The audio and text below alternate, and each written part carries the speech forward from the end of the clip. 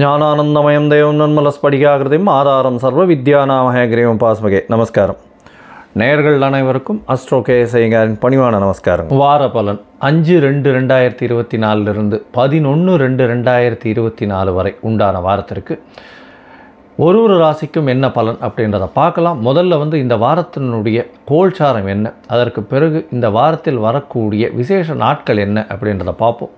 அதற்கு பிறகு இந்த வாரத்தில் எந்தெந்த ராசிக்காரர்களுக்கு சந்திராஷ்டம நாட்கள் அப்படின்றத பார்ப்போம். அதற்கு உண்டான எளிய பரிகாரங்களையும் பார்ப்போம்.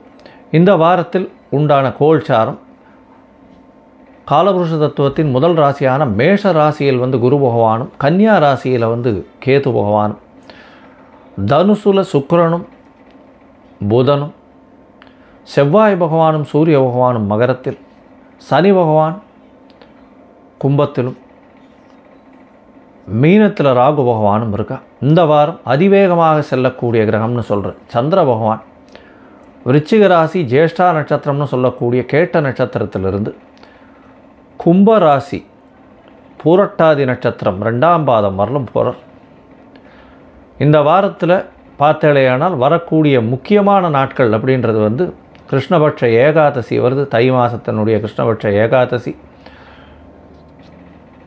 அது 6ஆம் தேதி அன்னைக்கு. 7ஆம் தேதி அன்னைக்கு பார்த்தேன்னா பிரதோஷ காலம். ஏகாதசி வைணவர்களுக்கு ஒரு பெரிய ஏற்றத்தை கொடுக்கக்கூடிய நாள். அன்றைக்கி உபவாசம் இருந்து கிருஷ்ணருக்கு பூஜை பண்ணி சகஸ்ரநாமம்லாம் சொல்லி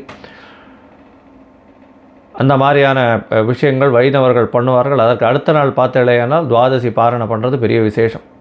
7ஆம் தேதி அன்னைக்கு பிரதோஷ காலம். சாயந்தரம் 5:45 6:15 மணி வரலும் பார்த்தேலையானால் தீபாராதனை எல்லா சிவன் கோவிலையும் நடக்கும். பிரதோஷ காலத்தினுடைய தீபாராதனை மிகவும் முக்கியம்.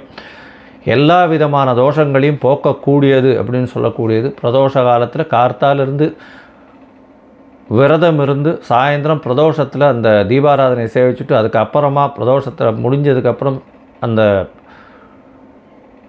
கொடுக்கக்கூடிய அந்த கோவில்லேருந்து கொடுக்கக்கூடிய அந்த இதுக்களை சாப்பிட்டுட்டு அதுக்கப்புறம் தான் மிச்சத்தை சாப்பிடணும். அதாவது அவங்க கொடுக்கக்கூடிய விநியோகத்தை சாப்பிட்டுட்டு தான் சாப்பிடணும். அதற்கு பிறகு பார்த்தேலையானால் நீங்கள் இந்த பிரதோஷத்தில் எதை நினச்சி நீங்கள் பிரதோஷ விரதம் இருக்கீங்களோ அது நிச்சயமாக கைகூடும். பொதுவாகவே எல்லா விதமான கஷ்டங்களையும் போக்கும். குழந்தை பேர் ஏற்படக்கூடிய காலகட்டம். அதை தவிர திருமணத்திற்கும் பிரதோஷ விரதம் இருப்பாள். இந்த வாட்டி அது புதன்கிழமை வருது. இந்த வாரம் பார்த்தேலையானால் 9ஆம் தேதி அன்றைக்கி 9/2/2024 அன்றைக்கி தை அமாவாசை, உத்தராயண புண்ணிய காலத்தின் முதல் அமாவாசை அப்படின்னு சொல்லக்கூடியது. தை மாதத்தில் வரக்கூடியது. தேவர்களின் பகல் பொழுதுன்னு சொல்லக்கூடிய விஷயமாகவும் இருக்கிறதுனால முதல் அமாவாசைன்றது சொல்கிறோம். தை அமாவாசை அப்படின்றது பித்ருக்களுக்கு செய்ய வேண்டிய கடமைகளை மிகவும் முக்கியமாக செய்ய வேண்டியது நல்லது. பொதுவாகவே தை அமாவாசை, ஆடி அமாவாசை, புரட்டாசி இதெல்லாம் ரொம்ப முக்கியமான அமாவாசைகளாக கருதப்படுகிறது. எல்லாருமே இந்துக்களாக பிறந்தவர்கள் எல்லாருமே அந்த மூதாதையர்களுக்கு செய்ய வேண்டிய கடமைகளை செய்யக்கூடிய காலங்களாக இந்த அமாவாசையை சொல்கிறாங்க. மகர மாதத்தில் வரக்கூடிய தை அமாவாசையில் பார்த்தால சூரியனும் சந்திரனும் மகரத்திலே இருக்கக்கூடிய காலகட்டமாக இருக்கும். பொதுவாகவே இந்த அமாவாசையை ஏன் முன்னோர்களுக்கு செய்ய வேண்டியதை செய்யணும்ன்றோன்னா அவர்களுடைய அடுத்த சந்ததியினர் ஜாதகத்தில் பார்த்தேன்னா முன்னோர்களுக்கு செய்யக்கூடியதை செய்யாமல் விட்டார்களே ஆனால் கண்டிப்பாக அவர்களுக்கு 5ஆம் இடமும் 9ஆம் இடமும் பாதிக்கப்பட்டிருக்கும். அதாவது லக்னத்திலிருந்து 5ஆம் இடமும் 9ஆம் இடமும் அடுத்த சந்ததியினருக்கு பாதிக்கப்பட்டிருக்கும். அதாவது பூர்வ புண்ணிய ஸ்தானம், அதை தவிர பாக்கியஸ்தானம்னு சொல்லக்கூடியது. அதனால் தடங்கள் அதிகமாக வரக்கூடிய வாய்ப்புகள் நிச்சயமாக உண்டு. எந்த ஒரு விஷயத்திலையும் தடங்கள் வரும். அந்த வீட்டில் சுபங்கள் இருக்காது. திருமணத்திற்கு தடை இருக்கும். அதை தவிர ஒரு ஜாப் கிடைக்கணும்னா அதில் தடை இருக்கும். படிக்கிறதுல தடை இருக்கும். பொருளாதாரத்தில் மிகப்பெரிய தடை இருக்கும். வேலை கிடைச்சும் அதில் திருப்தி இருக்காது. இந்த மாதிரியான விஷயங்கள் நிறைய இருக்கும். பொதுவாகவே இந்த அமாவாசைக்கு திதி கொடுக்கறது ரொம்ப முக்கியம். அதுவும் உத்தராயண புண்ணிய காலத்தில் வரக்கூடிய முதல் அமாவாசையான தை அமாவாசையில் கொடுக்கறது மிக மிக முக்கியம். இந்த வாரத்தில் வரக்கூடிய சந்திராஷ்டம ராசிகள் என்னென்னு பார்த்தோம்னா மேஷம், ரிஷபம், மிதுனம், கடகம் இந்த 4 ராசிக்காரர்களுக்கும் சந்திராஷ்டமம் இருக்குது. இந்த வாரத்தில் சந்திர பகவான் 8ஆம் இடத்துல மறைந்து இருக்கக்கூடிய காலகட்டத்தை சந்திராஷ்டமம்னு சொல்கிறோம். சந்திர பகவான் மதிகாரகன் மறைந்து இருக்கக்கூடிய காலகட்டத்தில் மதி மயங்கக்கூடும், தவறான முடிவுகள் எடுக்கக்கூடும். அதனால் புதிய முயற்சிகள் வேண்டாம். வெளியூர் வெளிமாநில பிரயாணங்கள் வேண்டாம். ஒருவேளை நீங்கள் செய்ய வேண்டிய கட்டாயம் இருந்ததேயானால் சந்திர பகவானுக்கு உண்டான எளிய பரிகாரங்களை செஞ்சுட்டு பண்ணுங்க. எளிய பரிகாரம்னு சொல்கிறது இந்த வாட்டி ஏகாதசி துவாதசிலாம் வர்றதுனால அகத்திக்கீரை கட்டு வாங்கி அருகில் இருக்கக்கூடிய கோசாலையில் பசுமாட்டுக்கு கொடுங்க. உங்களுடைய சந்திராஷ்டமத்தின் தாக்கம் நிச்சயமாக குறையும்.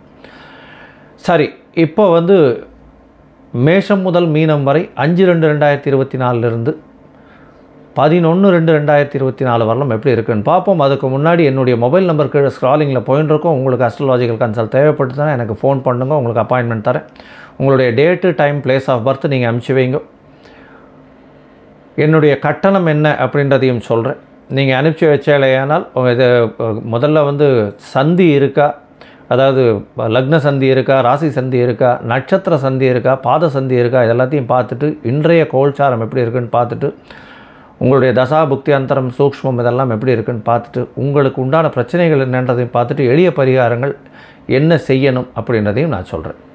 சரி, இப்போ மேஷம் முதல் மீனம் வரை ஒரு ராசியாக 5/2/2024 11/2/2024 வரை உண்டான பலன்களை பார்க்கலாம். கும்பம், அவிட்டம், சதயம், பூரட்டாதி இந்த 3 நட்சத்திரம் 9 பாதங்களை கொண்ட ராசி. ராசியின் அதிபதினு சொல்லக்கூடிய ஒரு சனி பகவான் ஆட்சி பெற்று போய் ஆண் சனியாக இருக்கக்கூடிய காலகட்டம். ஜென்மத்திலே சனி பகவான் இருந்தால் மிகுந்த ஸ்ட்ரெஸ்ஸை கொடுக்கக்கூடிய காலகட்டமாக இருக்கும். ஏன்னா பொதுவாகவே சனி பகவான் ஆட்சி பெற்றிருந்தால் அதிகமான உடல் உழைப்பை கொடுக்கக்கூடிய காலகட்டமாக இருக்கும். எந்த ஒரு விஷயத்தையும் தன்னால் சாதிக்க முடியும் என்ற ஒரு பெரிய மனப்போக்கு நிச்சயமாக இருக்கும். உடல் உழைப்பில் ரொம்ப ஒரு ஏற்றத்தை கொடுக்கக்கூடிய காலகட்டமாக இந்த வாரம் அமைய போகிறது. இந்த வாரத்தில் உங்களுடைய ராசிக்கு 2ஆம் இடத்தில் இருக்கக்கூடிய ராகு பகவான் மூலியமாக பேச்சில் ரொம்ப ஜாகிரதையாக இருக்கணும். பணவரவருக்கு தடங்கள் எதுவும் இருக்கக்கூடிய வாய்ப்புகள் நிச்சயமாக இல்லை.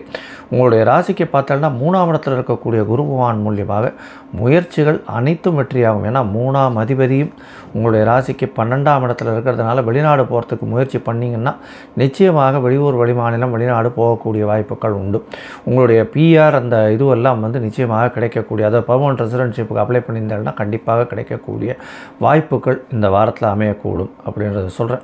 உங்களுடைய ராசிக்கு பார்த்தோன்னா 12ஆம் இடத்துல 3 கிரகங்கள் இருக்குது. சூரியன், புதன் மற்றும் செவ்வாய் 3 கிரகங்கள் இருக்குது இந்த வாரத்தில். இந்த காலகட்டத்தில் பார்த்தேன்னா உங்களுடைய ராசிக்கு 5ஆம் அதிபதி, 7ஆம் அதிபதி, 8ஆம் அதிபதி, அதை தவிர வந்து 3, 11 இதெல்லாம் வந்து 3, 10 இந்த மாதிரியான இவரெல்லாம் வந்து கிரகங்கள் எல்லாமே வந்து உங்களுடைய ராசிக்கு 12ஆம் இடத்துல இருக்கிறதுனால வெளிநாட்டு மூலியமாக தொழில் செய்பவர்களுக்கு பெரிய ஏற்றம் கிடைக்கக்கூடிய காலகட்டமாக இந்த வாரம் அமையிறது.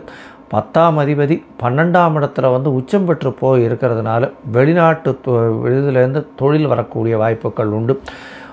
அதுலேயும் வந்து இந்த மண் சம்பந்தமாக, அதை தவிர மைனிங் சம்பந்தமாக, அதை தவிர கெமிக்கல் இந்த மாதிரியான விஷயங்கள், மருந்து சம்பந்தமாக வியாபாரம் பண்ணுறவாளுக்கெல்லாம் பெரிய ஏற்றம் இருக்கக்கூடிய காலகட்டம். அதுவும் இந்த கெமிக்கல் இதில் வந்து நல்ல ஒரு ஏற்றம் இருக்கும். இந்த வாரத்தில் பார்த்தேனால் இந்த அயர்ன் அண்ட் ஸ்டீல் பிஸ்னஸ் பண்ணுறவா, எண்ணெய் இந்த மாதிரியான வியாபாரம் பண்ணுறவாளுக்கு திடீர் யோகம் வரக்கூடிய வாய்ப்புகள் உண்டு. உங்களுடைய ராசிக்கு 11ஆம் இடத்துல இருக்கக்கூடிய சுக்கிர பகவான் மூலியமாக நல்ல ஒரு ஏற்றம். மூத்த சகோதரிகள் மூலியமாக நல்ல ஒரு பண வருவாய் உங்களுக்கு ஏற்படக்கூடும் அப்படின்றத சொல்கிறேன். இந்த வாரம் பார்த்தேன்னா உங்களுடைய ராசிக்கு 6ஆம் அதிபதி அப்படின்னு சொல்லக்கூடிய சந்திர பகவான் உங்களுடைய ராசிக்கு 10ஆம் இடத்துல வந்து இந்த வாரத்தை ஆரம்பிக்கிறார். 10ஆம் இடத்துல நீச்சமாக ஆரம்பிக்கிறார். அதாவது 5/2/2024 11/2/2024 வரை உண்டான வாரத்தில் 10ஆம் இடத்துல சந்திர பகவான் நீச்சம் பெற்று இருக்கக்கூடிய காலகட்டம். 6ஆம் அதிபதி 10ஆம் இடத்துல நீச்சம் பெற்று போய் இருக்கிறதுனால வேலை செய்பவர்களுக்கு வந்து ஒரு பெரிய ஏற்றம் கிடைக்கும். அதுவும் வந்து வேலை செய்பவர்கள் வியாபாரத்திற்கு முன்பணம் போட்டு பண்ணக்கூடியது அதெல்லாம் பண்ணக்கூடாது. அடிஷ்னல் கான்ட்ராக்ட்ஸ் தனியாக எடுக்கிறது அதெல்லாம் பண்ணக்கூடாது. வேலை செய்பவர்களுக்கு நல்ல ஏற்றம் கிடைக்கக்கூடிய காலகட்டம். ஏன்னா 10ஆம் இடத்துல இருக்கக்கூடியவர் வந்து 12ஆம் இடத்துல வந்து உச்சம் பெற்று போயிருக்கிறதுனால வேலை செய்பவர்கள் அடிஷ்னல் ஒர்க்குன்னு தொழில் பண்ண போனாங்களே, ஆனால் இன்வெஸ்ட்மெண்ட் பண்ணாங்கன்னா அதில் வந்து செலவுகள் கொஞ்சம் அதிகமாக இருக்கக்கூடிய காலகட்டமாக இருக்கும். உங்களுடைய ராசிக்கு பார்த்தோன்னா 11ஆம் இடத்துல சந்திர பகவான் போகிறார். அதாவது 6ஆம் தேதி கார்த்தால ஒரு 3:30 மணியிலேருந்து 8ஆம் தேதி கார்த்தால ஒரு 8 மணி வரலும் இருக்கார். இந்த காலகட்டத்தில் உங்களுடைய ராசிக்கு 11ஆம் இடத்துல சுக்கிர பகவானோட இருக்கக்கூடிய காலகட்டம் அதீத சுபத்துவம் அடைகிறது. குரு பகவானும் பார்க்குறார். 6ஆம் அதிபதி 11ஆம் இடத்துல இருக்கிறதுனால புதிய கடன் வாங்கக்கூடிய வாய்ப்புகள் உண்டு. பலன்களை திருப்பி கொடுக்குற வாய்ப்புகள் ரொம்ப அதிகமாக இருக்கும். நல்ல பெயர் சம்பாதிக்கக்கூடிய காலகட்டமாக இருக்கும். எந்த ஒரு போட்டியிலையும் வெற்றி பெறக்கூடிய வாய்ப்புகள் நிச்சயமாக உண்டு. திடீர் யோகம் வரக்கூடிய, திடீர் பண யோகம் வரக்கூடிய, போட்டியில் வெல்லக்கூடிய வாய்ப்புகள் நிச்சயமாக இருக்கும்.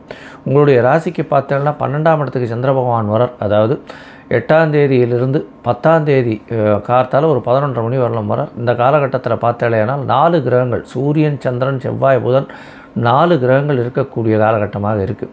இந்த காலகட்டத்தில் உங்களுக்கு ஒரு பெரிய ஏற்றம் கிடைக்கக்கூடிய காலகட்டம் இருந்தாலும் செலவுகள் கொஞ்சம் அதிகமாக இருக்கக்கூடிய காலகட்டமாக இருக்கும். தேவையற்ற செலவுகள் கொஞ்சம் அதிகமாக பண்ணுவீங்க. ஜாகிரதையாக இருக்கிறது நல்லது. உங்களுடைய ராசியிலேயே சந்திர பகவான் வரார். அவர் 10ஆம் தேதி மத்தியானத்திலேருந்து 12ஆம் தேதி சாயந்தரம், அதாவது மத்தியானம் ஒரு 1:30 மணி வரலும் இருக்கார். இந்த காலகட்டத்தில் பார்த்தேனால் உங்களுடைய உடல்நிலையில் சற்று கவனமாக இருக்கணும். ஏன்னா 8ஆம் இடத்துல கேது பகவான், 6ஆம் அதிபதி உங்களுடைய ராசியில் சனி பகவானோட சேர்ந்து புனர்ப்பு யோகம். அதனால் மைண்டு டிஸ்ட்ராக்ஷன், அதாவது ஸ்ட்ரெஸ்ஸு ரொம்ப அதிகமாக இருக்கும். மென்டல் ஸ்ட்ரெஸ்ஸு, டிஸ்ட்ராக்ஷன்ஸ் அதிகமாக இருக்கும். லோன்லினஸ் ஃபீல் பண்ணுவீங்க. அதை தவிர ஏதோ ஒரு இதில் ஃபெயிலியர் மைண்டில் இருந்துகிட்டே இருக்கும். கவலைப்பட வேண்டாம், நல்லபடியாக இருக்கக்கூடிய காலகட்டம் வரும். அதனால் வெயிட் பண்ணுங்கள். உங்களுடைய ராசிக்கு பார்த்தோன்னா நீங்கள் அருகில் இருக்கக்கூடிய இந்த அம்மன் கோவிலுக்கு போங்க. அந்த முத்துமாரி அம்மன், இந்த மாதிரி அம்மன் கோவிலுக்கு போங்க. வாராகி அம்மனை போய் சேவிச்சுட்டு வாங்க. நல்ல ஒரு ஏற்றம் இந்த வாரம் உங்களுக்கு கிடைக்கும். லோகா சமஸ்தா சுகினோ பவந்து. நன்றி, நமஸ்காரம். Astro KS Iyengar YouTube channel பார்த்தமைக்கு நன்றிகள். மேலும் இது போன்ற ஆன்மீக ஜோதிஷ தகவல்கள் உங்களை அடைய Astro KS Iyengar YouTube channel subscribe செய்யவும், பெல் ஐக்கானை மறக்காமல் அழுத்தவும். நன்றி, வணக்கம்.